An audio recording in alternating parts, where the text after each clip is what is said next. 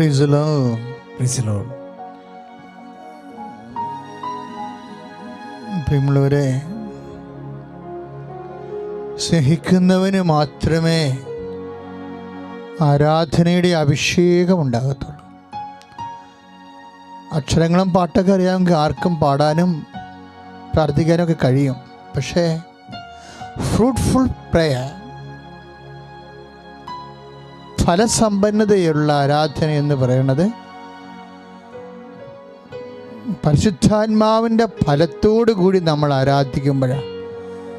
പരിശുദ്ധാത്മാവിൻ്റെ ഒന്നാമത്തെ ഫലം ദൈവസ്നേഹമാണ്. പ്രാർത്ഥിക്കുക, കർത്താവേ, കർത്താവേ, അങ്ങയോടുള്ള സ്നേഹത്താൽ ഗലാത്യർ 5:22 പ്രകാരം പരിശുദ്ധാത്മാവിന്റെ ഫലമായ സ്നേഹത്തോടെ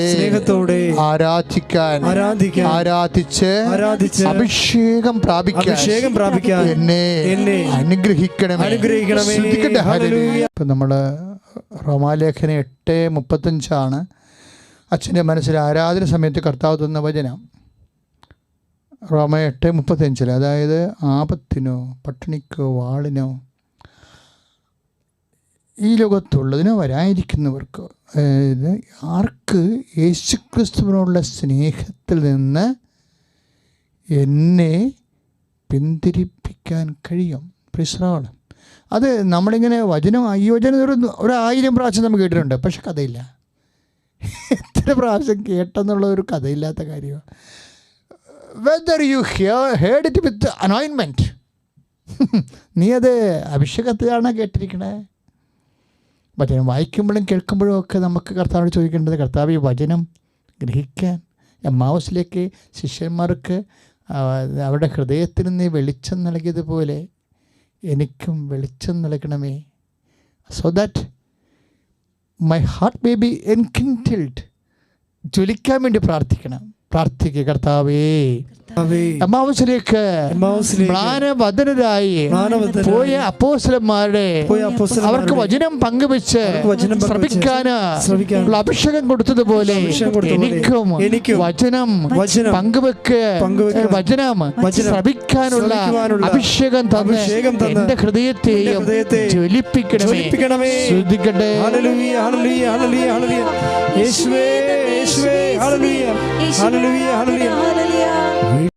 ആത്മാവിൻ്റെ സ്വരം അതെവിടേക്ക് പോകുന്നു എന്ന് നിങ്ങൾക്കറിയത്തില്ല എന്ന് കർത്താവ് പറഞ്ഞില്ലേ. കാറ്റിൻ്റെ സ്വരം മാത്രം നിങ്ങൾ കേൾക്കുന്നു. ആരാധന നിമിഷങ്ങളൊക്കെ കാറ്റിൻ്റെ സ്വരമാണ് നിങ്ങൾ കേൾക്കുന്നത്. പാട്ടായിട്ടും പ്രാർത്ഥനയായിട്ടും ആത്മാവിൻ്റെ ആ സമയത്ത് നിങ്ങൾ പറഞ്ഞ, കർത്താവ് എന്നെ അഭിഷേകം ചെയ്യണമേ. അത് കാരണം അത് മൂലം ഞാൻ ശരിക്കും അങ്ങയെ അറിഞ്ഞ് ആരാധിക്കട്ടെ. എന്താണെന്ന് അറിയാമോ അങ്ങനെ പറയണത്? അറിഞ്ഞ് ആരാധിക്കുമ്പോഴേ, എന്തിനാ അച്ഛൻ അങ്ങനെ എപ്പോഴും പറയണം അറിഞ്ഞ് ആരാധിക്കണം? അറിഞ്ഞ് ആരാധിക്കുമ്പോഴാണ് അഭിഷേകം ഉണ്ടാകുന്നത്. ഈ അഭിഷേകം ഉണ്ടായാലുള്ള ഗുണം എന്താണെന്നറിയാവോ? പല കാര്യങ്ങളും നമ്മൾ എന്ത് തീഷ്ണമായ കാര്യങ്ങൾ വന്നാലും അതിൻ്റെ പൊള്ളൽ നമ്മൾ അനുഭവിക്കത്തില്ല. അതാണ് അഭിഷേകത്തിൻ്റെ ഗുണമെന്ന് പറയുന്നത്.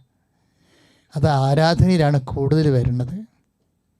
ഒരഭിഷേകം കിട്ടിക്കഴിഞ്ഞാൽ നമുക്കറിയാമല്ലോ, ഇപ്പോൾ ഒരു പ്രത്യേക കാലഘട്ടത്തിലൂടെ നമ്മൾ കടന്നു പോവുകയാണ്. ഇപ്പം കഴിഞ്ഞ ദിവസങ്ങളിലൊരു രസമുണ്ടായി. എൻ്റെ കുറേ വർഷങ്ങളായിട്ട് എൻ്റെ സഹപ്രവർത്തകരാണ്. അപ്പോൾ അവർ എന്നെ ഈ ദിവസങ്ങൾ കാണാൻ വന്നു. പ്രത്യേക സിറ്റുവേഷൻ ആണെങ്കിൽ ഞങ്ങൾ അകന്നിരുന്ന് സംസാരിച്ചു. അവർ ഹസ്ബൻഡ് വൈഫും കൂടി കാണാൻ വന്നത്. ഞങ്ങൾ ഭക്ഷണം കഴിഞ്ഞതിന് ശേഷം പെട്ടെന്ന് ഞാൻ ഇവരോട് പറഞ്ഞു, നിങ്ങൾ ഇഷ്ടപ്പെടാത്ത കാര്യം ചില സമയത്ത് അങ്ങനെ ഉണ്ടാകും. മനുഷ്യന് പക്വത വരുമ്പോഴേ, ആധ്യാത്മിക മേഖലയിലെ പക്വത വരേണ്ട ഒരു സമയമുണ്ടാകും. അപ്പോഴേ നമ്മളെ ദൈവം നമുക്കിഷ്ടമില്ലാത്ത സ്ഥലത്തേക്ക് കൊണ്ടുപോകും. അത് ഇഷ്ടമില്ലാത്ത പല കാര്യങ്ങളും നമ്മുടെ ജീവിതത്തിൽ സംഭവിക്കും. അപ്പോൾ ഇഷ്ടമില്ലാത്ത ജോലി കിട്ടും, അല്ലേ? ഇഷ്ടമില്ലാത്ത സ്ഥലത്ത് ജീവിക്കേണ്ടി വരും, വീട് കെട്ടി താമസിക്കേണ്ടി വരും. എന്നിട്ട് നമ്മൾ മരണം വരെ ഇവിടെയല്ല, ഇവിടുന്ന് മാറണം, ഇവിടുന്ന് പോകണം, ഇത് വിൽക്കണം, ഇത് ഇങ്ങനെ നമ്മൾ അവിടെ. എന്നിട്ട് ഇത് വിൽക്കണമെന്ന് പറഞ്ഞ് കെട്ടി വന്ന കാലത്ത് പറയണതാണ് ഈ സ്ഥലം വിൽക്കണം, ഇവിടുന്ന് പോകണം. അങ്ങനെ പറഞ്ഞ് അവസാനം അവർ 10-60 വയസ്സായി കഴിയുമ്പോഴും മനസ്സിൽ പറയും ഇത് വിൽക്കണം, ഇവിടുന്ന് പോകണം. അവസാനം അവർ ഇവിടുന്ന് മരിച്ചു പോകും. 10-70 വയസ്സാകുമ്പോൾ അവർ മരിച്ചു പോകും, വിൽക്കാതെ പോകും. ഒന്ന് ചിന്തിച്ച് നോക്കിയേ. അവർ കെട്ടി വന്ന കാലം തൊട്ട് പറയണതാണ് ഇത് വിൽക്കണം, ഇവിടുന്ന് പോകണം. എന്തിനാ ഇവിടെ പോരാ? ഇതിങ്ങനെ ഒരു 70 വയസ്സ് വരെ പറയും. പക്ഷേ അവസാനം അവർ പോകും. പക്ഷേ വീട് സ്ഥലം അവിടെ തന്നെ ഉണ്ടാവും. അപ്പോൾ ഇന്നെവിറ്റബിൾ ഈവിൾ അല്ലേ? നമുക്ക് ചില വിഷയങ്ങൾ, വ്യക്തികൾ, സംഭവങ്ങൾ, സ്ഥലങ്ങൾ, സിറ്റുവേഷൻസ്, പശ്ചാത്തലം, സാഹചര്യം, ഇങ്ങനെയുള്ള അപ്രതിഹിതമായ സംഭവങ്ങളുണ്ടാകും. നമ്മൾ എന്നിട്ട് ജീവിതകാലം മുഴുവൻ അവിടെ അസംതൃപ്തരായി ജീവിക്കും. അതിനാണ് അച്ഛന് അഭിഷേകം വേണമെന്ന് പറഞ്ഞതിൻ്റെ കാരണം. ഇപ്പോഴേ ചില സമയത്ത് നമുക്കറിയാമല്ലോ, കർത്താവ് ഇപ്പോൾ എബ്രഹാത്തിനോട് പറയണത് എന്താണ്? ഞാൻ കാണിച്ചു തരുന്ന സ്ഥലമെന്നാണ്. അല്ലാതെ നമ്മുടെ ഭർത്താവ് കാണിച്ചു തരുന്ന സ്ഥലം, അമ്മ കാണിച്ചു തരുന്ന സ്ഥലം, അങ്കിള് കാണിച്ചു തരുന്ന സ്ഥലമല്ല. അത് നമുക്കിഷ്ടപ്പെട്ട സ്ഥലമായിരിക്കും. നമ്മൾ ഒത്തുതീർപ്പ് കോംപ്രമൈസ് ചെയ്യും. അങ്ങനെ പല കാര്യങ്ങളും നമ്മൾ കോംപ്രമൈസ് വിധേയമായിട്ടാണ്, നമ്മുടെ താല്പര്യം അനുസരിച്ചാണ് ഓരോ കാര്യങ്ങൾ എടുക്കുന്നത്. പക്ഷെ ചില കാര്യമെങ്കിലും ഞാൻ കാണിച്ചു തരുന്നതായിരിക്കും, ദൈവം കാണിച്ചു തരുന്നതായിരിക്കും. അത് നമുക്ക് ഇഷ്ടമില്ലാത്തതുമായിരിക്കും. ഇങ്ങനെയുള്ള സ്ഥലത്ത് താമസിക്കുക, ഇങ്ങനെയുള്ള ജോലി, ഇഷ്ടമില്ലാത്ത ജോലി ചെയ്യുക, ഇനി ഇഷ്ടമില്ലാത്ത വ്യക്തികളുമായിട്ട് ചിലപ്പോൾ കല്യാണം കഴിച്ച് താമസിക്കേണ്ടിയും വരും. ചിലപ്പോൾ ഇഷ്ടമില്ലാത്ത മക്കൾ ജനിച്ചെന്ന് വരും. ചില അമ്മമാരുടെ മക്കളുടെ കുരുത്തക്കേടും തോന്നിയ മാസങ്ങൾ, നീ എൻ്റെ വയറ്റിൽ തന്നെയാണോ ജനിച്ചതെന്ന് ചോദിക്കും. എന്താണ് കാര്യം? എൻ്റെ ഇഷ്ടപ്പെടാത്ത സ്വഭാവങ്ങൾ, നമ്മുടെ മക്കൾ എൻ്റെ വയറ്റിൽ തന്നെയാണോ ജനിച്ചതെന്ന് ചോദിക്കണ മക്കളില്ലേ? ഇതിനെല്ലാം ഉള്ള അഭിഷേക സാധ്യതയുണ്ട്. ദിസ് ഈസ് ലൈഫിൽ ഇങ്ങനെ വരും. നമുക്കിഷ്ടമില്ലാത്ത വ്യക്തികൾ, ഇഷ്ടമില്ലാത്ത സംഭവങ്ങൾ, നമ്മുടെ രക്തത്തിൽ തന്നെ ജനിച്ച സംഭവം തന്നെ. ചിലർ പറയും എനിക്ക് എന്നെ തന്നെ ഇഷ്ടമില്ലാതെ വരുന്ന സമയവും ഉണ്ടാകാം. ഇതെല്ലാം ഇങ്ങനെ വരുമ്പോൾ നമുക്കെപ്പോഴും അതൃപ്തി, അസംതൃപ്തി, സങ്കടം, നിരാശ, പെയ്തും പിറക്കും പിച്ചും പേയും പറഞ്ഞ് അരവട്ടായിട്ട് നടക്കും. എന്തിനാണ് ഇങ്ങനെ ജീവിതം വട്ടാക്കണത്? ഇതിനെല്ലാത്തിനും ഒരു കറസ്പോണ്ടിങ് അഭിഷേകമുണ്ട്. നമുക്ക് സ്തുതിക്കട്ടെ. ഹല്ലേലൂയ. യേശു. യോഹന്നാൻ്റെ സുവിശേഷമില്ലേ, വിശുദ്ധ യോഹന്നാൻ്റെ സുവിശേഷത്തിലെ 21:18 തിരുവചനം, അത് അച്ഛനീ പറഞ്ഞ കേസാണ്. കർത്താവ് നേരിട്ട് പത്രോസിനോട് പറയും, നീ ചെറുപ്പമായിരുന്നപ്പോഴേ നിനക്കിഷ്ടമില്ലാത്ത സ്ഥലത്തേക്ക് നീ സഞ്ചരിച്ചിരുന്നു. ചെറുപ്പമായിരുന്നപ്പോൾ, നിനക്ക് പ്രായം വെച്ചപ്പോഴേ, നീ പക്വതയാർന്നപ്പോഴേ നീ കൈ നീട്ടുകയും മറ്റുള്ളവർ നിൻ്റെ അര മുറുക്കുകയും നിനക്ക് ആഗ്രഹമില്ലാത്ത സ്ഥലത്തേക്ക് നിന്നെ കൂട്ടിക്കൊണ്ടു പോവുകയും ചെയ്യും. ദാറ്റ് ഈസ് കർത്താവുമായിട്ടുള്ള പ്രണയത്തിലിരിക്കുന്നൊരു വിശ്വാസിക്ക് എപ്പോഴും ഇതുപോലെ ആഗ്രഹമില്ലാത്ത ഇടമുണ്ടാവും. ഞാൻ മുമ്പ് പറഞ്ഞില്ല, ആഗ്രഹമില്ലാത്ത കൊച്ചു ജനിച്ചെന്ന്. ആഗ്രഹമില്ലാത്ത കൊച്ചുങ്ങൾ ജനിക്കും ചില സമയത്ത്. ഞങ്ങൾ ശ്രദ്ധിച്ചില്ല, പെട്ടെന്ന് ആയിപ്പോയെന്നൊക്കെ പറഞ്ഞിട്ട് എത്രയോ ആഗ്രഹമില്ലാത്ത മക്കൾ ജനിക്കുന്ന എത്രയോ പേര് കൊലപാതകളായിട്ട് ജീവിക്കുന്നതാണെന്നറിയാമോ? മക്കളെ കൊന്നുകളയവർ. പന്നിയുടെ സ്വഭാവം, പന്നി വരണ ഇപ്പം 5-10 കുഞ്ഞുങ്ങളുണ്ടെങ്കിൽ 2-3 ഗർഭച്ചൂലെന്ന് പ്രസവച്ചൂലെന്നും പറഞ്ഞുകൊണ്ട് തിന്നു കളയത്തില്ലേ? അതുപോലെ തന്നെയാണ് ഈ അബോർഷൻ പാർട്ടി. അവരെ മക്കളെ കൊന്നുകളയും. അതായത് ഇപ്പോൾ ഒരു സോഷ്യൽ മീഡിയയിലൊരു മദ്യശാലകളും തുറന്നു, അബോർഷൻ ക്ലിനിക്കും തുറന്നെന്ന്. ഇന്ന് ഇവരുടെ ഗവർണറിനെ കുറ്റം പറയുന്നുണ്ട് Trump. You have open the abortion clinics and liquor shop and church is essential. നിങ്ങൾ എത്രയും വേഗം ദേവാലയം തുറക്കാൻ അനുവാദം കൊടുക്കണമെന്ന്. അപ്പോൾ അമേരിക്കൻ സൊസൈറ്റിയിൽ ഏറ്റവും പ്രധാനപ്പെട്ടത് അബോർഷൻ ക്ലിനിക്കാണ്. See the world is going, this is world. ഇതാണ് അവസ്ഥ. അപ്പോൾ എന്തുകൊണ്ടാണ് ഇങ്ങനെ അബോർഷൻ വരണത്? അവരുടെ സഹപ്രകടനങ്ങളും ജഡിക ആസക്തികൾക്ക് വേണ്ടി ശാരീരിക ബന്ധം ഉണ്ടായ എപ്പോഴും അവർ ക്ഷണിക്കപ്പെടാത്ത അതിഥിയെപ്പോലെ ആയിപ്പോയി. ദൈവം തന്ന കുഞ്ഞ്, ദൈവം ഉദരത്തിൽ നൽകിയ കുഞ്ഞ് ക്ഷണിക്കപ്പെടാത്ത അതിഥിയായത് കാരണം അവർക്കത് ഇഷ്ടപ്പെട്ടില്ല. അതുകൊണ്ടാണ് അവർ അബോർഷൻ ക്ലിനിക്ക് തിരക്കണത് കൊറോണ കഴിയുമ്പോൾ, ലോക്ക്ഡൗണിന് മുമ്പ് തന്നെ. This is the world. ഇത് അമേരിക്ക മാത്രം സംഭവിക്കുന്ന വിഷയങ്ങളല്ല, എല്ലായിടത്തും സംഭവിക്കണത്. നമുക്ക് എത്രയും ഇഷ്ടമില്ലാത്ത കുഞ്ഞുങ്ങളെ നമ്മൾ മരുന്ന് കഴിച്ചും, ചില ആൾക്കാർ നമ്പറിൽ മരുന്നൊന്നും കഴിക്കത്തില്ല, തന്നെത്താൻ വയറായിട്ട് ഇടിക്കും. അങ്ങനെയൊക്കെയുള്ള സ്ത്രീകളുണ്ട്. ഞാൻ എന്തെങ്കിലും നിങ്ങളോട് പറയുന്നുണ്ടെങ്കിൽ എന്തെങ്കിലും അച്ഛൻ കേട്ടിട്ടോ അറിഞ്ഞിട്ടോ ഒക്കെ ആണെന്നൊക്കെ ധരിച്ചാൽ, അല്ലാതെ അടിസ്ഥാനമില്ലാത്ത ഒരു കാര്യം മേമ്പൊടിക്ക് വേണ്ടി കുട്ടിത്തമാശകളൊന്നും പറയത്തില്ല. നിങ്ങൾക്കറിയാമല്ലോ, കഥ പോലും പറയത്തില്ല. അപ്പം ചില ആൾക്കാർ അങ്ങനെ ചെയ്യും. അങ്ങനെ ചെയ്ത് പോയത് എൻ്റെ മക്കൾ ചിലപ്പോൾ അറിയാതെ, ദൈവത്തെ വേണ്ട വിധത്തിൽ അറിയാത്തൊരു കാലമായിരിക്കാം. നിങ്ങൾ അമ്മയോട് പറഞ്ഞ് റിപ്പൻ്റ് ആകണം. അമ്മയോട് പറഞ്ഞു, അമ്മേ എനിക്ക് ഈശോനെ അറിയത്തില്ല, എനിക്കത്ര അനുഭവം തോന്നിയില്ല, ഞാനൊരു കാലത്ത് അങ്ങനെയൊക്കെ സംഭവിച്ചു, എന്നോട് ക്ഷമിക്കണം എന്ന് പറഞ്ഞ്. ഇപ്പം നമ്മളെ ക്ഷമ ചോദിച്ച കൊണ്ട് ദൈവത്തിന് വല്ലതും പ്രത്യേകിച്ച് ഗുണമുണ്ടോ? ഒരു ഗുണമില്ല. എന്തിനാണ് അങ്ങനെ വരണമെന്ന് വെച്ച് കഴിഞ്ഞാൽ പരിശുദ്ധ നമ്മുടെ അഹങ്കാരം കുറയും. ക്ഷമ ചോദിക്കാതിരിക്കുന്നിടത്തോളം കാലം നമ്മൾ അഹങ്കാരത്തിലാണ് നിലനിൽക്കുന്നത്. അതാണ് ക്ഷമയുടെ പ്രശ്നം. അല്ലാതെ നമ്മൾ ക്ഷമ ചോദിച്ചതുകൊണ്ട് കർത്താവിന് എന്ത് കിട്ടാനാണ്? ഒന്നും കിട്ടാനില്ല. അപ്പം നമ്മുടെ അഹങ്കാരം കുറയും. ഐ ആം സോറി എന്ന് പറയുമ്പോൾ ഞാൻ ഭഗ്നാശനാണ് എന്ന് നമ്മൾ എളിമയോടെ അക്സെപ്റ്റ് ചെയ്യുകയാണ്. അപ്പോൾ ദൈവത്തിന് പരിശുദ്ധാത്മ നൽകാൻ എളുപ്പമാണ്. അതാണ് എൻ്റെ ഗുണം. നമ്മളിപ്പോൾ ഒരു കാലത്ത് മനുഷ്യരല്ലേ, ചിലപ്പോൾ വേണ്ടത്ര അറിവില്ലാത്ത ഒരു കാലം ഉണ്ടാകുമ്പോൾ ചില അബദ്ധങ്ങൾ സംഭവിക്കുമ്പോൾ അതിനകത്ത് മത്സരം പിടിച്ച് ഞാൻ ചെയ്തത് ശരിയെന്ന് പറഞ്ഞ് നീതീകരിച്ചുകൊണ്ട് നടക്കത്തില്ലേ. പിശാച് എപ്പോഴും നീതീകരണത്തിൻ്റെ ആളാണ്. അയാൾ ചെയ്തത് എപ്പോഴും ശരിയാണെന്ന് പറയുന്ന ആളാണ്. അത് മരണം വരെ പറയാനിട വന്നാൽ അതിനേക്കാൾ വലിയ ശാപമില്ല. അതുകൊണ്ട് അബദ്ധം എന്തെങ്കിലും സംഭവിച്ചിട്ടുണ്ടെങ്കിൽ എത്രയും വേഗം ആത്മാവ് നിറയാൻ വേണ്ടി കർത്താവിനോട് മാപ്പ് ചോദിക്കണം. സ്തുതിക്കട്ടെ. ഹല്ലേലൂയ, ഹല്ലേലൂയ, യേശുവേ, യേശുവേ, യേശുവേ, ഹല്ലേലൂയ, ഹല്ലേലൂയ, ഹല്ലേലൂയ. നമ്മൾ യോഹന്നാൻ്റെ സുവിശേഷം 20:22 ശിഷ്യന്മാർ അവൻ അവരുടെ മേൽ ഊതിക്കൊണ്ട് അരുളി ചെയ്തു. എന്താണ് പറഞ്ഞത്? യോഹന്നാൻ 20:22 നിങ്ങൾ പരിശുദ്ധാത്മാവിനെ സ്വീകരിക്കുവിൻ. അതിൻ്റെ ആഘോഷമായ ഒരു അഭിഷേകമാണ് നമുക്ക് പെന്തക്കോസ്തായിൽ സംജാതമാകുന്നത്.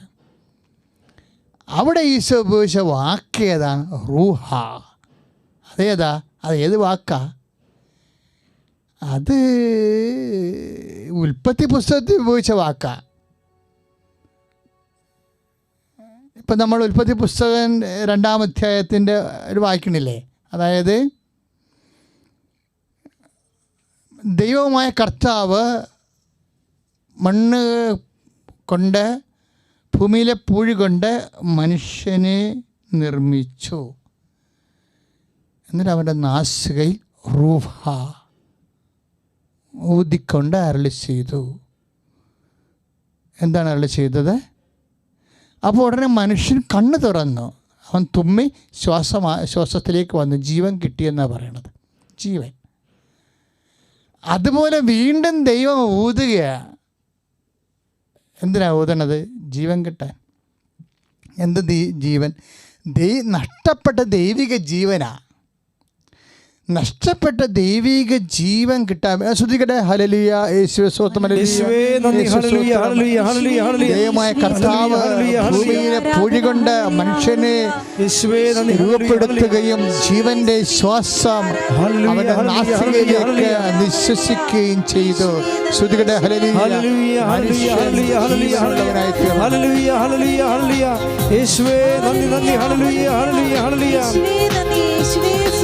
കാരുണ്യത്തിന് എന്നേരവും ആരാധനയും സ്തുതിയും പുകഴ്ചയും ഉണ്ടായിരിക്കും. ആ പാപത്തില് ദൈവിക ജീവൻ നഷ്ടപ്പെട്ട മനുഷ്യനെയാണ് കർത്താവിൻ്റെ പാപത്തിന് പരിഹാരം ചെയ്തുകൊണ്ട്, കർത്താവിൻ്റെ തിരുമരണത്താൽ പരിഹാരം ചെയ്ത് അമ്പങ്കപ്പാടും കുരിശുമരണവുമായിട്ട് തൻ്റെ ശരീരത്തിലേക്ക് പാപത്തിന് ശിക്ഷ ഏറ്റുമേടിച്ചുകൊണ്ട് പരിഹാരം ചെയ്തപ്പോൾ ദൈവതിരുസന്നിധിയിൽ ആ ബലി പ്രസാദാത്മകമായി.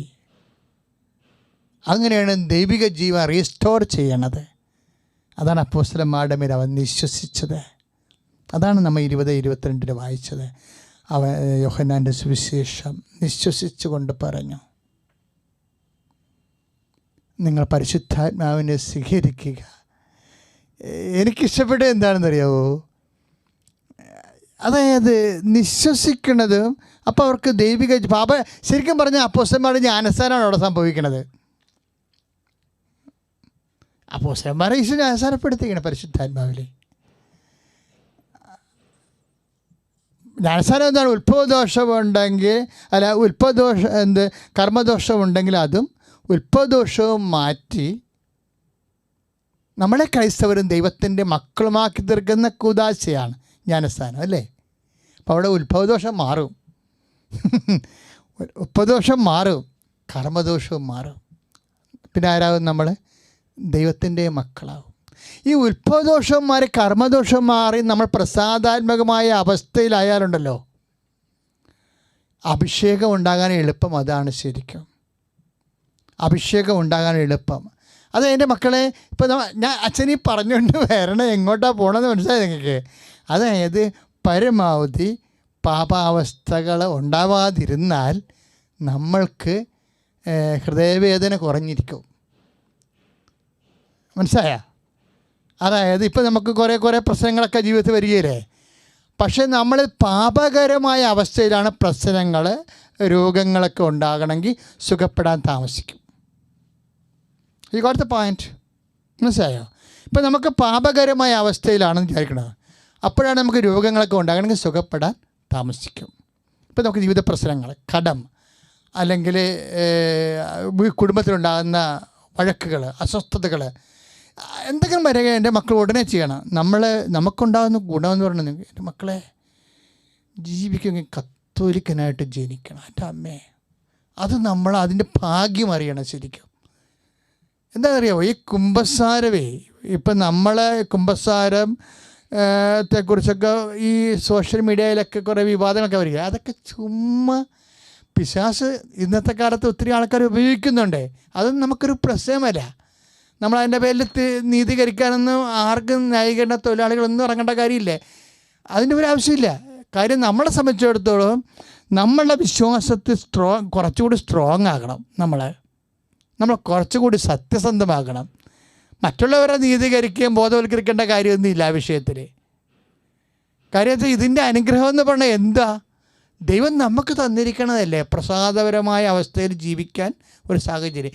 എന്താ ഒരു കാര്യം പറയട്ടെ, അതായത് ഈ അപ്പോസ്തലന്മാരെ കർത്താവ് ഊതിയില്ലേ, അപ്പോൾ അവരുടെ പാപങ്ങൾ ക്ഷമിച്ചേ അല്ലേ? അതിനുശേഷം അവർക്ക് ജോലിക്ക് പോയത് എനിക്കറിയാവോ? ഇപ്പം 20-22 അപ്പോസ്തലന്മാർ ഊതിയത്, കർത്താവ് നിശ്വസിച്ചത്. അപ്പോൾ അവരുടെ പാപം ക്ഷമിച്ച് പ്രസാദകരമായ അവസ്ഥയിലായ അവർ. ആ പ്രസാദകരമായ അവസ്ഥയിൽ അവർ ജോലിക്ക് പോയി. ജോലിക്ക് പോയിട്ട് വലിയ മെച്ചമൊന്നും ഇല്ലായിരുന്നു. രാത്രി 21-11 യോഹന്നാൻ്റെ സുവിശേഷത്തിൽ അവർക്ക്, അതായത് അവർ ജീവിതത്തിൽ പരാജയപ്പെട്ടു. അവർ പരിശുദ്ധാത്മാവിനെ സ്വീകരിച്ചു അല്ലേ? കർത്താവ് വിശ്വസിച്ചപ്പോൾ പാപക്ഷമ ലഭിച്ചു, ആത്മാവിനെ സ്വീകരിച്ചു, ദൈവിക ജീവൻ തിരിച്ചു കിട്ടി. പക്ഷേ ജോലിയിൽ അവർ പരാജയപ്പെട്ടു. കറക്റ്റല്ലേ? അവർ പറഞ്ഞ രാത്രി അവർക്ക് നല്ല എക്സ്പീരിയൻസ്ഡ് ആയിട്ടുള്ള ലേബേഴ്സാണ് അവർ. ഈ 10 ദിവസമൊക്കെ 8 വയസ്സ് കടലിൽ ചാടിയ പാർട്ടിയാണ്. അങ്ങേർക്കിപ്പോൾ 10-50 വയസ്സുണ്ട്. ഈ കടലിൽ രാത്രി പോലും അത് മനുഷ്യൻ പകൽ നിങ്ങൾക്കറിയാമല്ലോ, പകൽ പോയിട്ട് കിട്ടാഞ്ഞിട്ടാണ് മനുഷ്യൻ രാത്രി പോണത്.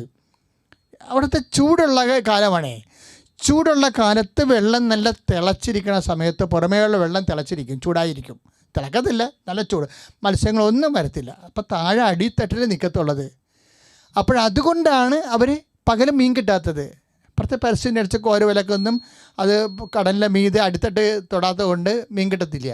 അപ്പോൾ അവരെന്താ ചെയ്യും, രാത്രി വെള്ളം തണുക്കുമ്പോൾ മീൻ മോളി വരും. അപ്പോൾ അതുകൊണ്ട് രാത്രി അവർ പണിക്ക് പോകും. പക്ഷേ ഇപ്പം എന്നാ പ്രശ്നം, രാത്രി പോയിട്ടും അവർക്കൊന്നും കിട്ടിയില്ലെന്നാണ് നമ്മൾ ഇപ്പോൾ 21 അധ്യായല്ലേ യോഹന്നാൻ 21:8 തൊട്ടുള്ള വചനങ്ങളൊക്കെ വായിക്കുമ്പോൾ രാത്രി പോയിട്ട് അവർക്കൊന്നും കിട്ടിയില്ല.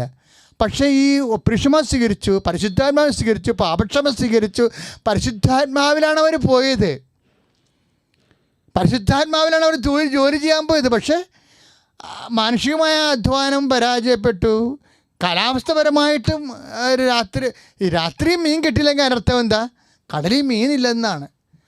അപ്പോൾ പരിശുദ്ധാത്മാവിനെ സ്വീകരിച്ചതല്ലേ, ഒപ്രിഷമ സ്വീകരിച്ചതല്ലേ, പാപക്ഷമ കിട്ടിയത്, കുമ്പസാരിച്ച് പാപക്ഷമ കിട്ടിയതല്ലേ, ദൈവത്തിൻ്റെ മക്കളല്ലേ, എന്നാൽ പിന്നെ എന്താ കടലിൽ പോയിട്ട് മീൻ കിട്ടാതെ? കടലിൽ മീനില്ല, ഇല്ലാത്ത മീൻ എന്ത് ചെയ്യും? പക്ഷേ എന്താ പ്രശ്നം, അങ്ങനെ വന്നാലും പട്ടിണി കിടക്കാൻ ദൈവം അനുവദിക്കത്തില്ല. കണ്ടും പകൽ കർത്താവ് അതിരാവിലെ എത്തും. കർത്താവ് നമ്മൾ അഭിഷേകം ചെയ്താൽ മാനുഷികമായ പരാജയങ്ങൾ നമുക്ക് തൊഴിൽ മേഖല ഉണ്ടെങ്കിലും നിൻ്റെ ദൈവം തന്നെ ഗ്യാരണ്ടി, നിൻ്റെ ഉദരത്തിനും നിൻ്റെ ജീവിതത്തിനും അവൻ അതിപ്രഭാതത്തിൽ തന്നെ കടലിലെ അരികി വന്നുകൊണ്ട് നിന്റെ അധ്വാനത്തെ ആരാധനയും സ്തുതിയും പുകഴ്ചയും ഉണ്ടായിരിക്കട്ടെ. നിങ്ങളിപ്പോൾ കുറേ മത്സ്യങ്ങളെ കണ്ടില്ലേ ഇപ്പോഴേ ഫിലിമിൽ? അതിൻ്റെ അകത്ത് കരിമീനിനെ പോലെ ഇരിക്കുന്ന മീനും കണ്ടില്ലേ? കരിമീനല്ല, അതാണ് പിറ്റസ് ഫിഷ്. നമ്മളുടെ കരിമീനെ പോലെ ഇരിക്കുന്ന മീൻ ഗലീലിയ കടലിലുണ്ട്, ഇപ്പോഴും ഉണ്ട്. നമ്മളവിടെ ചെല്ലുമ്പോൾ, ഹോട്ടലിൽ ചെല്ലുമ്പോൾ നമ്മളോട് ചോദിക്കുക, അവിടെ പിറ്റസ് ഫിഷ് മാത്രമേ കൊടുക്കത്തുള്ളൂ, അത് പൊരിച്ച് കൊടുക്കും. ഈ പിറ്റസ് ഫിഷിൻ്റെ പ്രശ്നം എന്ന് വെച്ച് കഴിഞ്ഞാൽ ഈ ഫിഷാണ് 10 ദിവസം പറഞ്ഞില്ലേ, നീ കടലിൽ പോയി ചൂണ്ടയിടുക, നിനക്ക് ഒരു മത്സ്യത്തെ കിട്ടും, അതിൻ്റെ അകത്ത് ഉള്ളിലൊരു സ്ഥാദ്യനുണ്ടാകും, അത് നിനക്കും വേണ്ടി എടുത്ത് കൊടുക്കാൻ പറഞ്ഞില്ലേ, നികുതി കൊടുക്കാൻ പറ്റില്ല. ഇതാണ് ആ കരിമീനൊക്കെ പോലെ കാണുന്ന മീനാണ്, പിറ്റസ് ഫിഷാണ്. നമ്മുടെ പോയിൻ്റ് നിങ്ങൾ ശ്രദ്ധിക്കണം, മക്കൾ ശ്രദ്ധിക്കണം. അതായത് വരപ്രസാദ അവസ്ഥയിലായിരിക്കണം. ഒരു പക്ഷേ നമ്മുടെ ജീവിത മാർഗങ്ങളൊക്കെ പരാജയപ്പെട്ടാലും എൻ്റെ മക്കളിപ്പോൾ വരപ്രസാദ അവസ്ഥയിലായിരുന്നാൽ നിൻ്റെ ജീവിത മാർഗങ്ങളിൽ ഒരു 10 പൈസ വരുമാനം ഉണ്ടാകാനോ നിനക്ക് ഒരു സാധ്യത ഇല്ലെങ്കിൽ പോലും നിൻ്റെ ദൈവം നിൻ്റെ അധ്വാനത്തിൻ്റെ കടപ്പുറത്തേക്ക് ബൈ പേഴ്സൺ വരും. പാപാവസ്ഥ എന്നിട്ട് ഇപ്പം കണ്ടില്ലേ, എന്ത് കിട്ടിയാലും ഒരു ഭയങ്കരമായൊരു വചനം അവിടെ എഴുതിയിട്ടുണ്ട് യോഹന്നാൻ. അതായത് അവരുടെ വല ഇപ്പം 21:11 ഇത്രയേറെ മത്സ്യങ്ങൾ കിട്ടിയിട്ടും അവരുടെ വല കീറിപ്പോയില്ല. Praise Lord.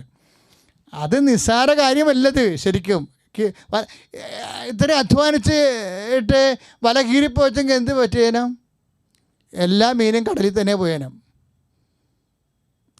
അപ്പോൾ വല മത്സ്യം കിട്ടുന്ന പോലെ തന്നെ പ്രധാനപ്പെട്ടതാണ് വിഷയമാണ് വല കീറാണ്ടിരിക്കുന്നത്. മത്സ്യം കിട്ടണ പോലെ തന്നെ പ്രധാനപ്പെട്ട കാര്യമാണ് വല കീറാണ്ടിരിക്കുന്നത്. ഇപ്പം ഞാനൊരു കാര്യം ചോദിക്കട്ടെ, ഇപ്പം നിങ്ങൾക്ക് ഇപ്പോൾ ചിലർ പറഞ്ഞു ഓവർസിയറാണ് അല്ലെങ്കിൽ എൻജിനീയർ, അയാൾക്ക് 1,60,000 ഇപ്പം അങ്ങനെ ഒരു ഫേസ്ബുക്ക് പോസ്റ്റ് ഉണ്ടായിരുന്നല്ലോ. ഞാൻ എൻ്റെ ഡിപ്പാർട്ട്മെൻറ്റ് പറയുന്നില്ല, ഒരു സച്ച് ഡിപ്പാർട്ട്മെൻറ്റ്.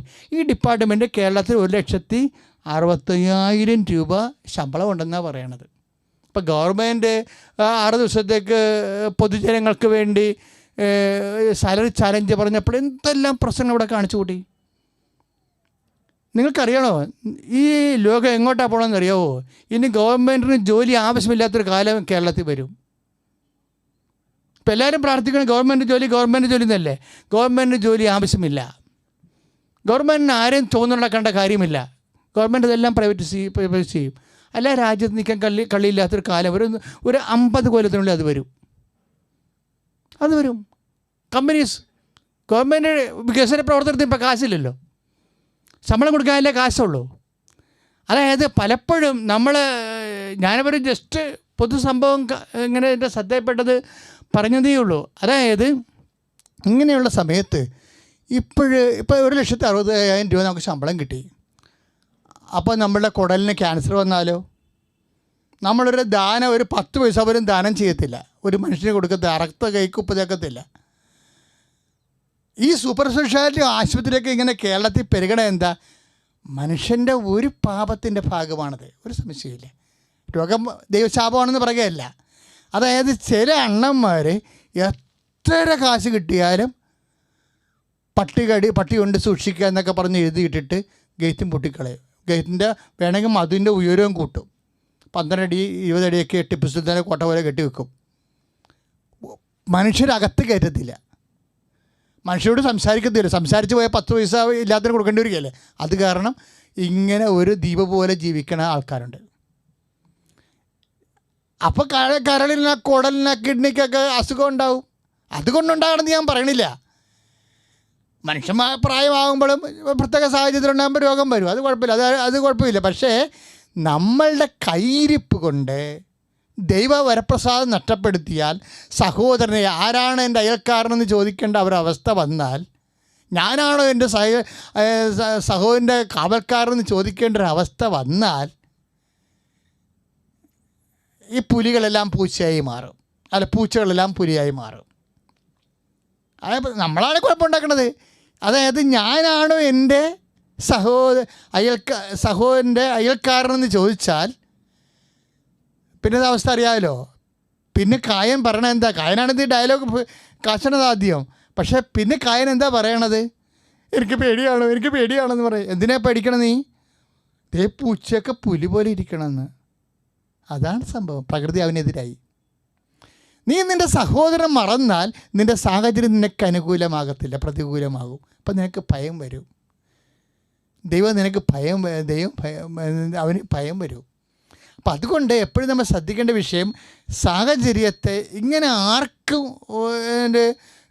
ആരും ചോദിക്കാനും പറയാനില്ലാത്ത വലിയ മഹാന്മാരായിട്ട് ജീവിക്കാവുന്ന ഒരു മനുഷ്യൻ കരുതണ്ട.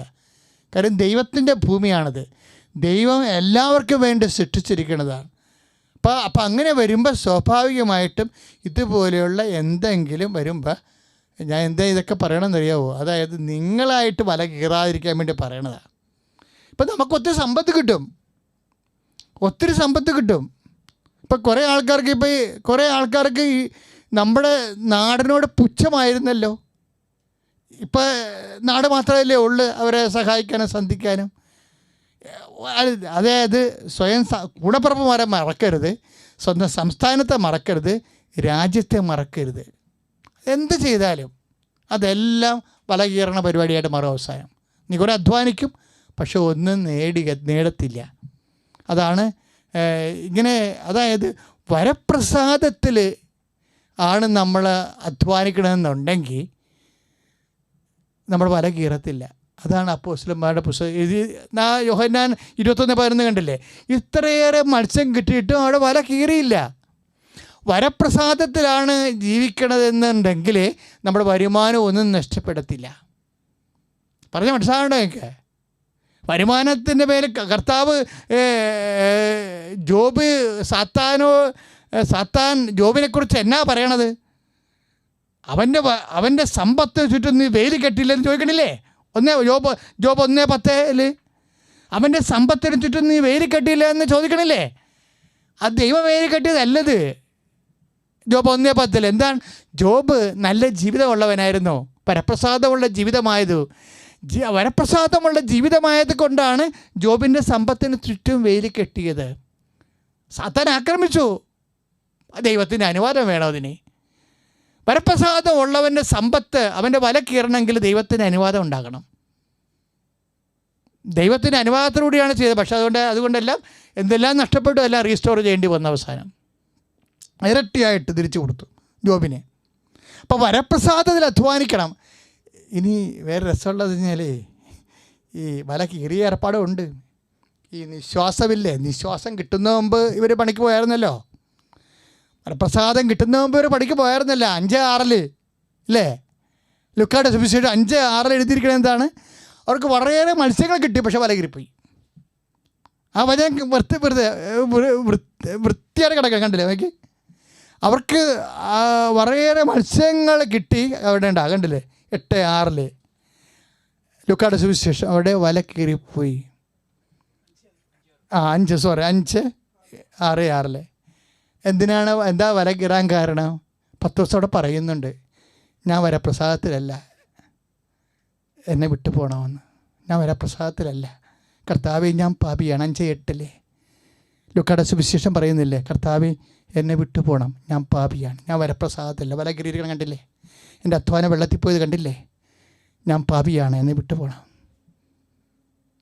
അതാണ് വരപ്രസാദത്തിൻ്റെ പ്രത്യേകത എന്ന് പറയണത്.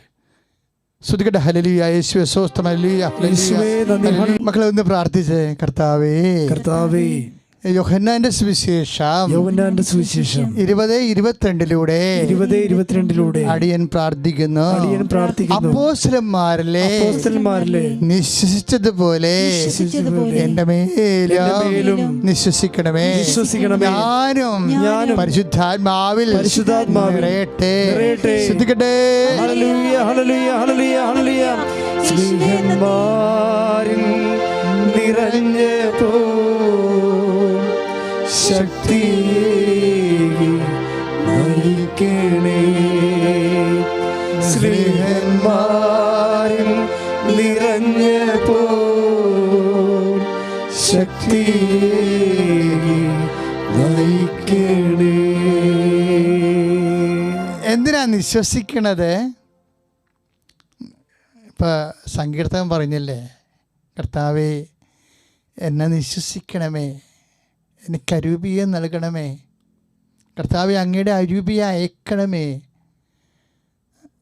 ഈ ഭൂമുഖം നവീകരിക്കപ്പെടട്ടെ.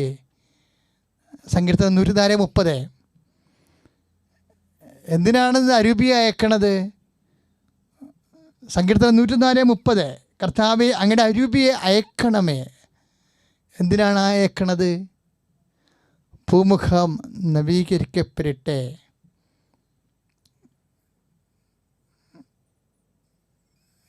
ജീവശ്വാസം എത്തുമ്പോൾ അവശിഷിക്കപ്പെടുന്നു, ഭൂമുഖം നവീകരിക്കപ്പെടുന്നു. ജീവശ്വാസം, പരിശുദ്ധാത്മാ പ്രസാദപരത്തിന് അങ്ങനെ ഒരു ഗുണമുണ്ട്, ഭൂമുഖം നവീകരിക്കും. അപ്പം നിങ്ങളവർക്ക് ഭൂമുഖം, ആഫ്രിക്കയുടെ മുഖം, ഭൂമുഖം ഇന്ത്യയുടെ മുഖം, അമേരിക്കയുടെ മുഖം, ഭൂമിയുടെ ഉപരിതലം എന്നല്ല അർത്ഥമേ, മനുഷ്യൻ്റെ മനസ്സാണ്.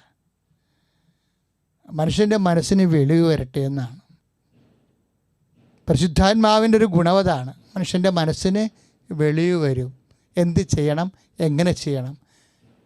ഇപ്പം നമുക്ക് തന്നെ ഇപ്പോൾ കൊറോണ കൂടിക്കൂടി വരികയല്ലേ, അല്ലേ? ശരിക്കും നമ്മൾ 5 കൊറോണ ഉണ്ടായ സമയത്ത് 5 വാതിലും പൂട്ടി അകത്തിരുന്ന ആൾക്കാർ ഇപ്പം 5000 കൊറോണ മരണങ്ങളുണ്ടാകുന്ന സമയത്ത് 50 വാതിലും തുറന്ന് പുറത്തേക്ക് ചാടുകയല്ലേ.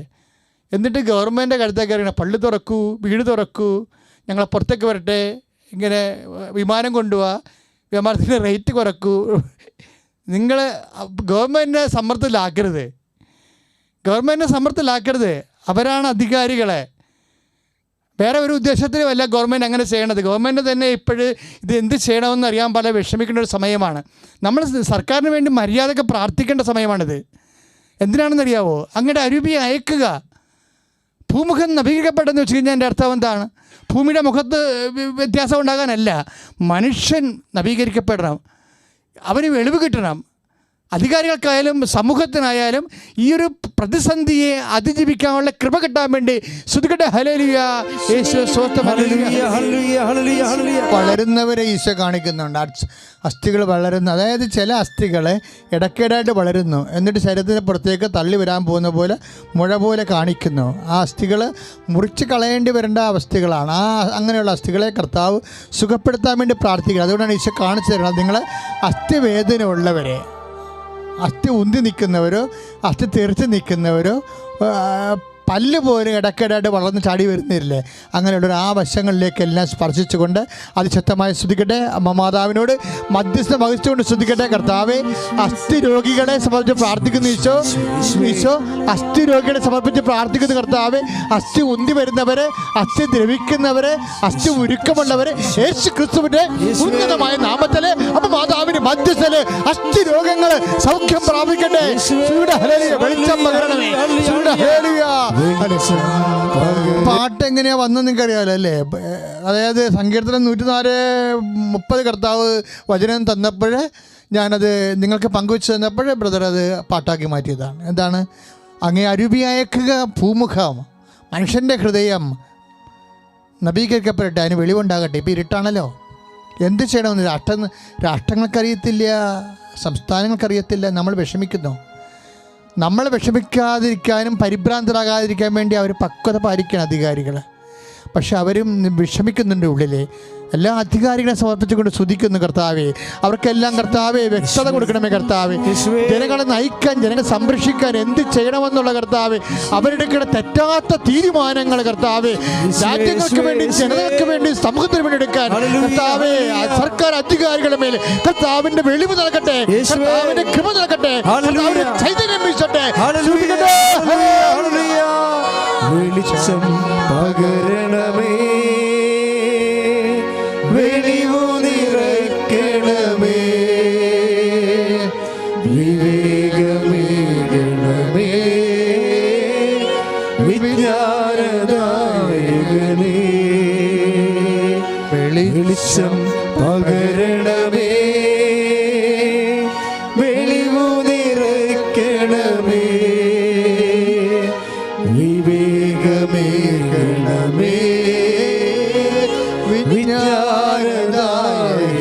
വെളിച്ചം പകരണമേ. ഇതിൻ്റെ സൂചനകൾ നമ്മുടെ രാജ്യങ്ങൾ, നമ്മുടെ സംസ്ഥാനത്ത് കണ്ടു തുടങ്ങി അല്ലേ? ഭയങ്കര വിഷമം അല്ലേ? നമ്മൾ കണ്ടില്ലേ അത്? അപ്പം അത് ആവർത്തിക്കരുത്.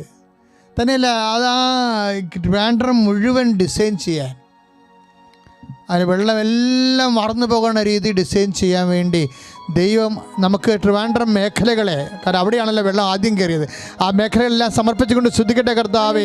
നിന്റെ ഉന്നതമായ നാമത്തിന് സ്വന്തം കർത്താവേ, തിരുവനന്തപുരത്തിൻ്റെ എല്ലാ മേഖലകളെയും കർത്താവേ സമർപ്പിച്ച് അത് ആദ്യം വെള്ളം കയറുകയും മുങ്ങുകയും മഴ പെയ്ത് അപ്പം മുങ്ങിപ്പോകുന്ന എല്ലാ ലോകത്തുള്ള എല്ലാ സ്ഥലങ്ങളും, വാസയോഗ്യമല്ലാത്ത സ്ഥലങ്ങൾ, മനുഷ്യൻ കുടിയൊഴിഞ്ഞു പോകേണ്ട സ്ഥലങ്ങൾ, അതിനുവേണ്ടി കർത്താവേ വെള്ളം മറന്നുപോയി കർത്താവിടെ ജീവിക്കാൻ പറ്റുന്ന രീതിയിലേക്ക് അത് ഡിസൈൻ ചെയ്യാൻ കർത്താവേ അങ്ങനെ മക്കൾക്ക് ബുദ്ധി കൊടുക്കണമേ. എഞ്ചിനീയേഴ്സിനെ ആശീർവദിക്കണമേ, ടൗൺ പ്ലാനിംഗ് ചെയ്യുന്നവരെ ആശീർവദിക്കണമേ, സർക്കാരിനെ ആശീർവദിക്കണമേ. വെളിച്ചം പകരണമേ, വെളിച്ചം പകരണമേ, വെളിവു നിറയ്ക്കണമേ, വിവേകമേകണമേ, വിജ്ഞാനദായകനേ. വെളിച്ചം പകരണമേ, വെളിവു നിറയ്ക്കണമേ, വിവേകമേകണമേ, വിജ്ഞാനദായകനേ. പ്രിയമുള്ളവരെ, ഭവനങ്ങൾ കാണിച്ചു തന്നിരുന്നു കർത്താവ്. ഞാൻ വെള്ളത്തെക്കുറിച്ച് ചിന്തിച്ചുകൊണ്ടിരിക്കുന്ന സമയത്ത് കർത്താവ് ഭവനങ്ങളെ കാണിച്ചു തന്നായിരുന്നു. ഭവനങ്ങളെ കർത്താവിനെ ഏൽപ്പിക്കാൻ പോവുകയാണ്. ഭവനരഹിതരെ ഏൽപ്പിക്കുന്നു നമ്മൾ. ഭവനം ഡിലാപ്പിഡേറ്റഡ് നിൽക്കുന്ന ജീർണാവസ്ഥയുള്ള ഭവനങ്ങളെ നമ്മൾ കർത്താവിന് സമർപ്പിക്കുന്നു. കടലോരത്തുള്ള ഭവനങ്ങൾ, കടൽ കയറിയ വീണ് പോകുന്ന കുറേ ഭവനങ്ങളുണ്ട്.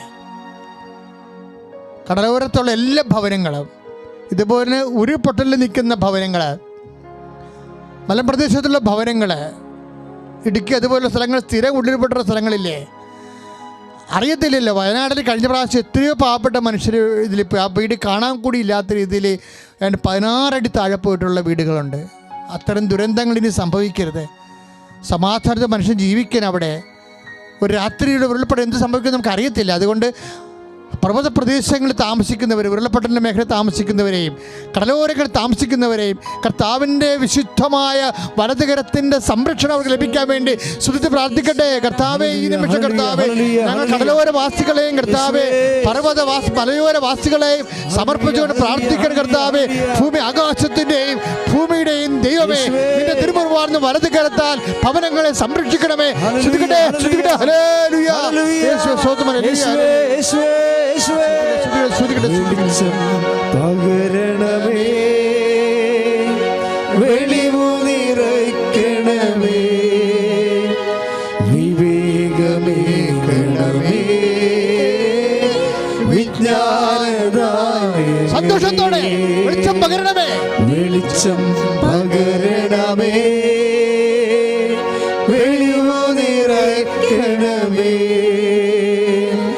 വിവേകമേകണമേ വിജ്ഞാനദായകനേ.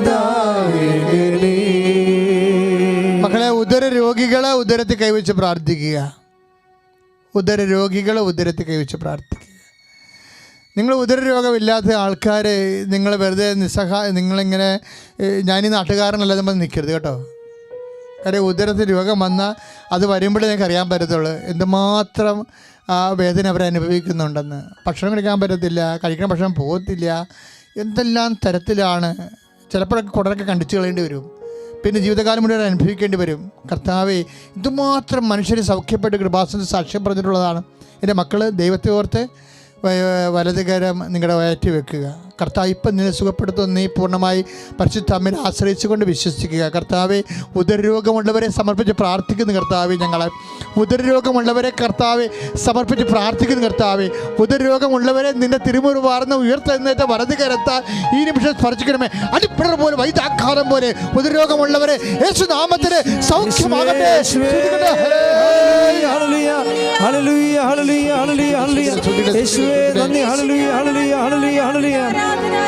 വെളിച്ചം പകരണമേ, വെളിവു നിറയ്ക്കണമേ, വിവേകമേകണമേ, വിജ്ഞാനദായകനേ. നമ്മൾ വണക്കമാസം നടത്തുമ്പോൾ നമ്മൾ വണക്കമാസത്തിൽ ഓൺലൈനായിട്ട് പ്രാർത്ഥനാ സമർപ്പണം ചെയ്ത ആൾക്കാരുണ്ട്. അപ്പോൾ ഒരു വീട്ടിൽ 2 പേർക്ക് കൊറോണ ഉണ്ട്. അത് ഞാൻ കുറച്ച് നേരം സ്റ്റക്കായിപ്പോയി അത് കേട്ടിട്ട്. ഞാൻ അപ്പം തന്നെ കണ്ണീരോടെ അമ്മയോട് പറഞ്ഞു, അമ്മേ അതുപോലെയുള്ള എത്ര അത് അവർ പ്രാർത്ഥിക്കാൻ അവർക്ക് വിശ്വാസവും അവസരവും ഉള്ളതുകൊണ്ട് തന്ന്. അതുപോലെ അങ്ങനെ കുടുംബങ്ങളിലൊക്കെ ഉണ്ടാകത്തില്ലേ, ലോകത്ത് മുഴുവനുള്ളവരെ, ഒരു വീട്ടിൽ പറക്ക് കുറവുള്ളവരെ. ഇപ്പോഴ് അതിന് മരുന്ന് കണ്ടുപിടിച്ചിട്ടില്ല. മരുന്ന് കണ്ടുപിടിക്കാൻ വേണ്ടി തന്നെയാണ് പ്രാർത്ഥിക്കണത് എത്രയും വേഗം.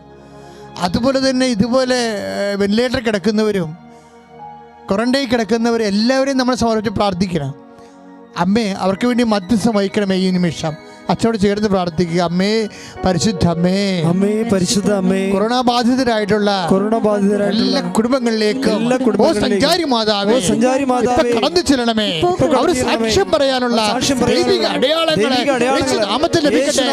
നാമത്തിലെ അവർ സൗഖ്യം പ്രാപിക്കട്ടെ. ഹല്ലേലൂയ, ഹല്ലേലൂയ, യേശുവേ, യേശുവേ, ഹല്ലേലൂയ, ഹല്ലേലൂയ. രോഗമെല്ലാം മാറിടട്ടെ, കഷ്ടമെല്ലാം നീങ്ങിടട്ടെ. രോഗമെല്ലാം മാറിടട്ടെ, കഷ്ടമെല്ലാം നീങ്ങിടട്ടെ.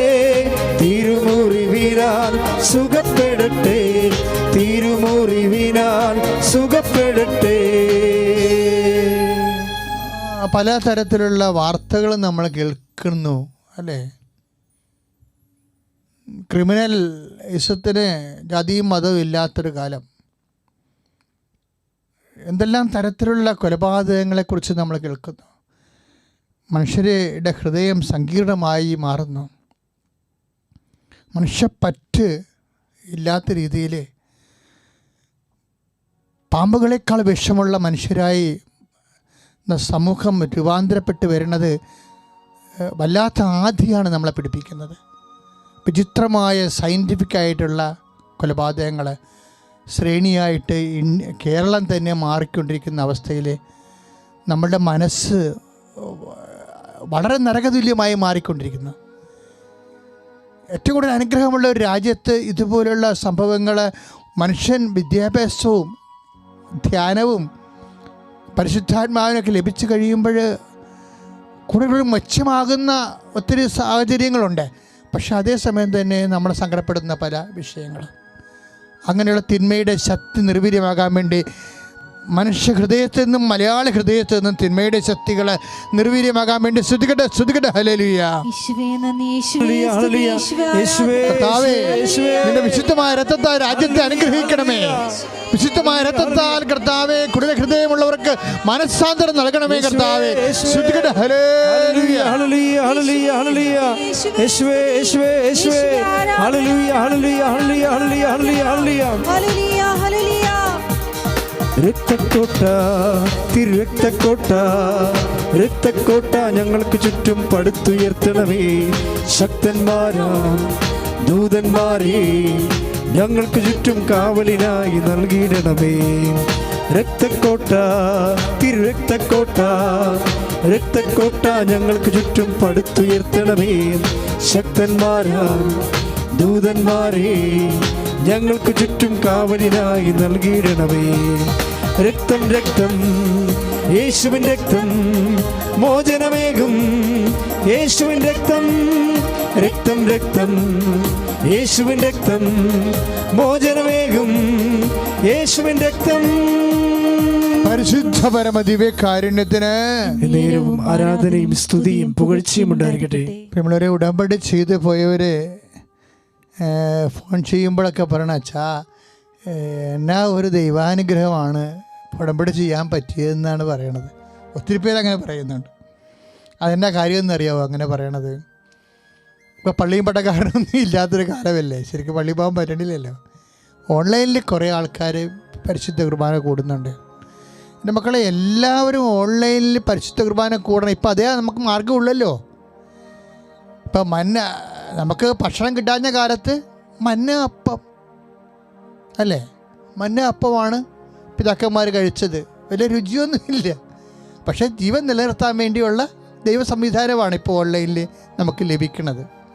അതുകൊണ്ട് എൻ്റെ മക്കൾ, പക്ഷേ എപ്പോഴും നമ്മൾ ശ്രദ്ധിക്കേണ്ട ഒരു വിഷയം, ഓൺലൈനിൽ കുർബാന കൂടുമ്പോൾ നിങ്ങൾ മൊബൈൽ ഇങ്ങനെ കോട്ടുമായിട്ടുണ്ട് നെക്കി കളിക്കണ പോലെ അല്ല. അത് നിങ്ങൾ ടി വിയായിട്ട് കണക്ട് ചെയ്യാൻ പഠിക്കണം. പിന്നെ തലേ ദിവസം തന്നെ എഴുന്നേറ്റ് തലേ ദിവസം തന്നെ കരുതി കൂട്ടി കുളിച്ച് റെഡിയായി പള്ളിയിലോട്ട് പോണ പോലെ തന്നെ നമ്മൾ നാളെ മനസ്സൊരുക്കമുള്ളവരായിരിക്കണം. പിന്നെ നല്ല ഡ്രസ്സൊക്കെ ഇട്ട് അല്ലേ മിടുക്കന്മാരായി ദേവാലയത്തിൽ പോകണം. അങ്ങനെയല്ലേ, നമ്മൾ വളരെ മിടുക്കന്മാരായി കുളിച്ചൊരുങ്ങി ആ രാവിലെ 7 മണിക്കുള്ള ഓൺലൈൻ കുർബാന വളരെ ഭക്തിയോടെയാണ് നിങ്ങൾ കൂടേണ്ടത്. അല്ലെങ്കിൽ നിങ്ങൾ ഉറക്കച്ചടവോടെ എഴുന്നേറ്റ് വായിക്കൊട്ടുവായിട്ടുണ്ട് നെക്കിക്കളിച്ച് അത് കുർബാനയെ ആക്ഷേപിക്കണതാണ്. അപ്പം നിങ്ങൾ കർത്താവിനെ അറിയണം. നിങ്ങൾ മനസ്സൊരുക്കമുണ്ട്, ശരീരം ഒരുക്കമുണ്ട്, വൃത്തിയോടും ഭംഗിയോടും കൂടിയാണ് കർത്താവിൻ്റെ കുർബാന കൂടേണ്ടത്. ഈ ഒരു പ്രത്യേക കാലഘട്ടത്തിൽ അതിൽ നമുക്ക് പറ്റത്തുള്ളൂ. പ്രാർത്ഥിക്കുക, കർത്താവേ ആകാശത്ത് നിന്ന് മന്നയപ്പം കഴിച്ചതുപോലെ ഈ അടിയന്തരമായ ആത്മീയ അവസ്ഥയില് വിശുദ്ധ കുർബാന ഓൺലൈനിലൂടെ കൂടുതൽ ആൾക്കാർ പങ്കെടുത്ത് അങ്ങനെ പങ്കെടുക്കുന്നവർക്ക് ആത്മാഭിഷേകം ലഭിക്കാൻ അടയാളം ലഭിക്കാൻ ഇടയാക്കണമേ. സ്തുതിക്കട്ടെ. ഹല്ലേലൂയ. യേശുവേ നന്ദി. Hallelujah hallelujah hallelujah hallelujah hallelujah. നീ വരൂ ദിവ്യകാരുണ്യമേ, നീ വരൂ. ആ ടൈമുള്ളൂ. പക്ഷേ എൻ്റെ മക്കളത് കർത്താവ് നിങ്ങളെ ദൈവാനുഗ്രഹത്തിലും പ്രസാദത്തിലും നിലനിർത്താൻ പറ്റുകയും അമ്മയുടെ മധ്യസ്ഥം നിങ്ങൾ നിലനിർത്തുകയും നിങ്ങളുടെ ജീവിത ആവശ്യങ്ങളുമായി ദൈവം കരുണ കാണിക്കുകയും ചെയ്യുന്നൊരു കാലഘട്ടമാണ്. അതുകൊണ്ട് ഞാൻ എൻ്റെ കടമ നിർവഹിച്ചെന്ന് പറഞ്ഞ് സ്റ്റോപ്പ് ചെയ്ത് കളയരുത് മക്കളെ. നിങ്ങൾ എൻ്റെ കൂടെ തന്നെ തിരി ചിലപ്പോൾ ഉണ്ടാകും, ചിലപ്പോൾ ഉണ്ടാവത്തില്ല. പക്ഷേ എൻ്റെ മക്കൾ പ്രാർത്ഥനയുണ്ടല്ലോ, ആ പ്രാർത്ഥന കണ്ടിന്യൂ ചെയ്ത് പോകണം. നമുക്ക് ഉടമ്പടി എടുത്തിട്ടുള്ള ആൾക്കാരല്ല, അവരെന്തിനു വേണ്ടിയാണ് ഉടമ്പടി എടുത്തിരിക്കുന്നത് ആ മേഖലയിലെല്ലാം. ഞാൻ അച്ഛൻ മുമ്പ് പറഞ്ഞില്ലേ, അതായത് അവരോട് കർത്താവ് അപ്പോസ്തലന്മാരുടെ മേൽ ഊതി അവർ പാപം ക്ഷമിച്ചു, അവരെ ന്യായസ്ഥാനപ്പെടുത്തി, ഒപ്രക്ഷമ കൊടുത്തു. അതിനുശേഷം അവർ പണിക്ക് പോയി. പക്ഷേ ഒരു അധ്വാനത്തിൽ രാത്രി മുഴുവൻ അധ്വാനത്തിൽ ഒന്നും കിട്ടിയില്ലെങ്കിൽ പോലും കർത്താവ് ഗ്യാരണ്ടിയാണ് ജീവിതമാർഗത്തിന്. കർത്താവ് പ്രഭാതത്തിൽ വരും. അവരെ ഇല്ലാത്ത ഇല്ലാത്ത കടലിൽ നിന്ന് മീൻ പിടിപ്പിക്കും കർത്താവ്, നിങ്ങൾ നിലനിർത്തി തരും. അതാണ് നമ്മൾ കണ്ടത്. അതുകൊണ്ട് എൻ്റെ മക്കൾ ഉടമ്പടിയിൽ വിശ്വസ്തതയാണ് പ്രധാനപ്പെട്ട കാര്യം. അമ്മയോട് ചേർന്ന് നിൽക്കുക. തീർച്ചയായിട്ടും നിങ്ങൾ എന്തിനു വേണ്ടിയാണോ ആ വിഷയം ചെയ്തത് അമ്മയുടെ പറഞ്ഞ കർത്താവേ, അമ്മയെ എന്നെ സാക്ഷിയാക്കി മാറ്റണമേ, എന്നെ ഈശോയുടെ സാക്ഷിയാക്കി മാറ്റണമേ എന്ന് പ്രാർത്ഥിക്കുക. അമ്മേ, എന്നെ ഈശോയുടെ സാക്ഷിയാക്കി മാറ്റണമേ. ഉടമ്പടി ചെയ്ത ഞാൻ ഉൾപ്പെടെയുള്ള എല്ലാ മക്കളുടെ മേലും അടയാളങ്ങൾ നൽകണമേ. സാക്ഷ്യം പറയാൻ അവർക്ക് അടയാളം നൽകണമേ, അനുഭവം നൽകണമേ, അതിശയം നൽകണമേ. ശ്രദ്ധിക്കട്ടെ. Hallelujah hallelujah hallelujah hallelujah. യേശുവേ യേശുവേ hallelujah hallelujah hallelujah hallelujah hallelujah hallelujah hallelujah hallelujah. യേശുവേ നന്ദി. ഹല്ലേലൂയ. സ്വർഗീയ